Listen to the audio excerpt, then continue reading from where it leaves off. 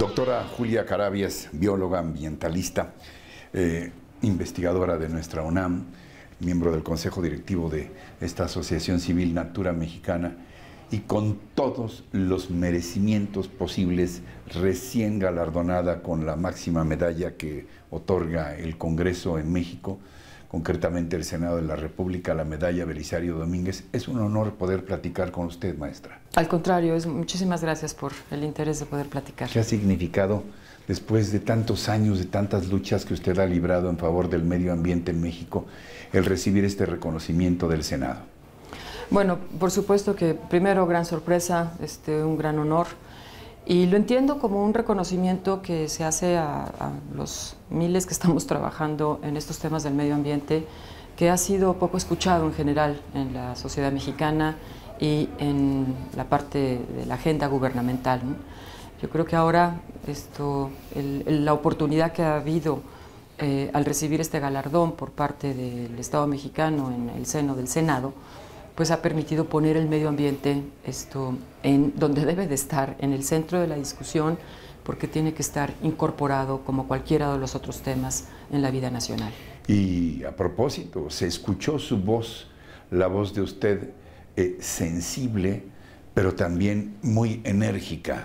Yo quisiera que retomáramos algunos de los pronunciamientos que usted hizo en lo que es el diagnóstico de la gravedad a que hemos llegado en el caso del medio ambiente.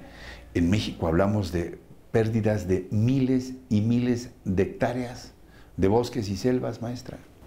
Sí, esa es la preocupación, y eso es algo que lamentablemente desde hace más de 4 o 5 décadas los diagnósticos empiezan a señalar claramente que había una tendencia de deforestación muy fuerte. En los años 70 se empieza a ganaderizar nuestro país. Había 12 millones de hectáreas de selva, que implicaba desde el sur de Tamaulipas, todo Veracruz, todo Tabasco, norte de Chiapas, norte de Oaxaca, y ahora queda menos de 1 millón de hectáreas. Queda la mitad en Chimalapas y la mitad en la selva lacandona. Maestra, es que esto es terrible, estamos perdiendo territorio. Estamos perdiendo el patrimonio natural, y eso al final de cuentas es el capital natural que sirve de base para el desarrollo del país. No se puede pensar en un país justo, equitativo, con bienestar social, si no se tienen los recursos naturales sanos, porque entonces no solamente la gente está viviendo cada vez en peores calidades, con agua contaminada, con un suelo erosionado, con una disminución de recursos naturales, con aire contaminado, sino que estamos hipotecando el desarrollo de las futuras generaciones, y por eso yo creo que el tema del medio ambiente es un tema ético muy importante, ¿no? Hasta ahora el daño en la contaminación de nuestros ríos, la pérdida de bosques y selvas, la polución, en fin, los daños al ecosistema, a las especies, tanto vegetales como animales, ¿es absolutamente irreversible o todavía estamos a punto o con la probabilidad de rescatar algo? No, yo creo que México tiene todavía enormes y maravillosos recursos naturales, ¿no? Más o menos se ha perdido la mitad de la cobertura vegetal que existía originalmente en el país, tanto en los desiertos, en las selvas, en los manglares, en los bosques templados, pero tenemos la otra mitad, ¿no? Entonces, la ruta de un desarrollo de respeto a estos ecosistemas, en donde no sea no tocar, es que esa es quizás el error de que siempre se ha confrontado el desarrollo con la conservación, y es que a estos ecologistas no les interesa la pobreza. No, de ninguna manera, al contrario, hemos visto cómo hay un círculo perverso entre pobreza y deterioro, que genera más pobreza, que genera más deterioro. El asunto es encontrar rutas distintas en donde los recursos naturales puedan ser la base, ese capital natural se convierta en la base del desarrollo de nuestro país, porque queda clarísimo que un país sin recursos naturales es un país que pierde su soberanía, que pierde se vuelve muy vulnerable, ¿no? Hay que ver nada más lo que le pasó a Haití en comparación con República Dominicana, ¿no? Ahora déjeme decirle, parafraseando, también podríamos afirmar que a estos políticos no les interesan los recursos naturales. Estamos escuchando discursos de los candidatos a la presidencia, por ejemplo, que coinciden en regalar dinero de una forma u otra cada quien con su propuesta, unos para estudiantes, otros para los viejitos, otros por el hecho de ser mexicanos, o proponen una renta para todos y cada uno de nosotros, como si eso fuera el desarrollo del país. Pero yo hasta ahora no he escuchado ninguna propuesta que atienda a la preservación de nuestros recursos como parte de la riqueza que compartimos todos nosotros. Hay una falta de atención brutal de los partidos y de los candidatos y de los políticos en general, me parece, respecto al tema ambiental.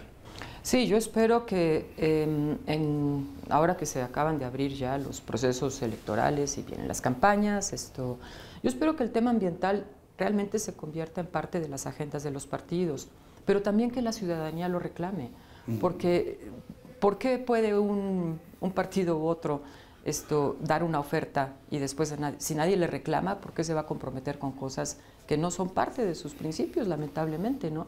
Pero si la ciudadanía tuviera también este tema, estaría presionando, organizada, reclamando, haciendo propuestas.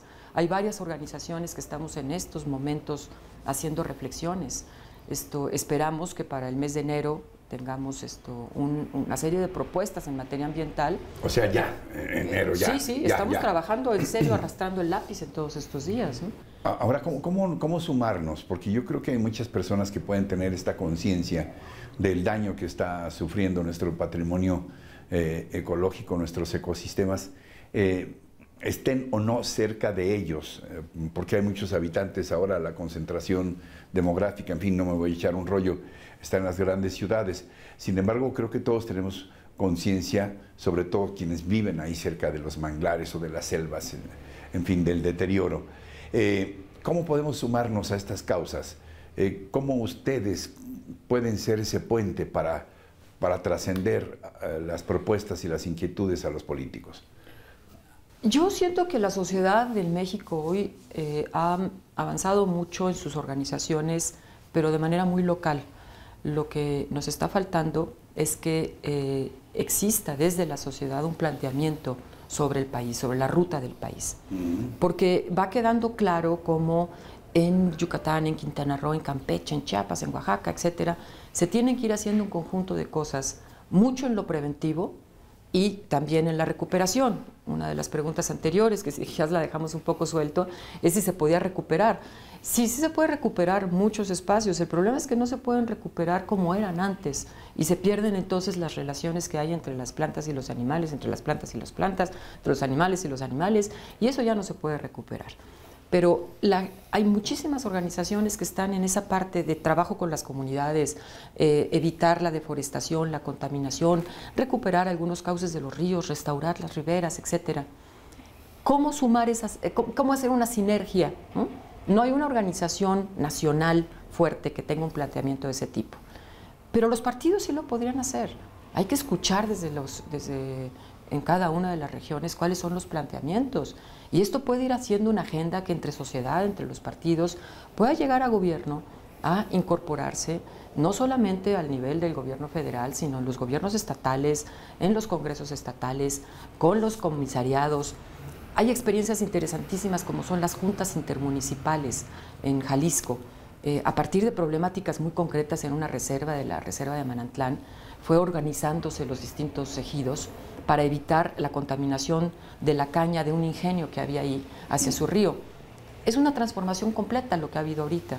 Ese tipo de organización desde la base, con las comunidades, con la participación, planeando regionalmente en cada uno de los espacios en donde hay alta biodiversidad, muchos recursos, problemas, mucha gente que está participando, es viable, es completamente viable. Hay que tener la voluntad de abrir los espacios y los funcionarios no tienen por qué molestarse de los consejos consultivos, de las propuestas de participación de la gente.